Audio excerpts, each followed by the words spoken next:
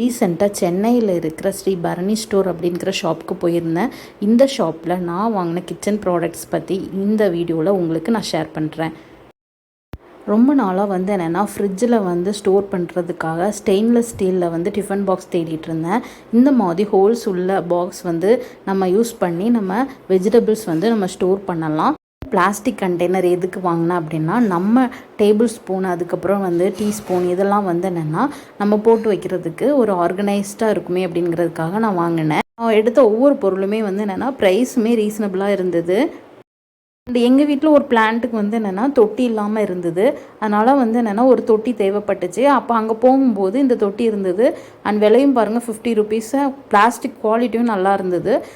அதனால் நான் இந்த தொட்டி வாங்கினேன். அப்புறம் இந்த ஸ்டெய்னர் ஸ்டீல் குவாலிட்டி நல்லாவே இருந்தது. ஸோ டீ ஃபில்டர் பண்ணுறதுக்கு இது ரொம்ப யூஸ்ஃபுல்லாக இருக்குது. தாளிப்பு நான் சொல்லி ஆகணும். முன்னாடி நான் யூஸ் பண்ணது அலுமினியம். பட் இந்த இது நல்லா கைப்பிடியும் ரொம்ப ஸ்ட்ராங்காக இருக்குது. அதனால் நம்ம வச்சாலே அவ்வளோ அழகாக நின்றுக்குது. பட் நான் முன்னாடி வச்சுருந்தது அந்தளவு நிற்கிற மாதிரி இல்லை. இது ரொம்ப நல்லா ப்ராடக்ட்டு. அதுக்கப்புறம் இந்த ஃபில்டர் பாருங்கள். இதுலேயும் என்னென்னா அந்த ஸ்டீல் ரொம்பவே ஸ்ட்ராங்காக இருக்குது. அதே மாதிரி ஃபில்ட்ரு பண்ணும்போது உங்களுக்கு டீ தூள் அடியில் தேங்கலை, நல்லாவே ஃபில்டர் பண்ணி கொடுக்குது. அதுக்கப்புறம் இந்த ஸ்டீல் ஸ்க்ரப்பர் பார்த்தேன். இப்போல்லாம் இப்படி தான் போடுறாங்க. அப்புறம் ஸ்பூன் என்னென்னா முன்னாடி சொன்ன மாதிரி கண்டெய்னர் கொஞ்சம் வாங்கினேன். ஸோ அது இது. அண்டு இந்த வெயிட் போடுறது என்னென்னா இது ஹூக் மாதிரி. இந்த ஹூக் என்னென்னா கிச்சன்ஸ்க்கு நம்ம யூஸ் பண்ணிக்கலாம். நார்மலாக 5 kg வரை தாங்குன்னு சொல்கிறாங்க.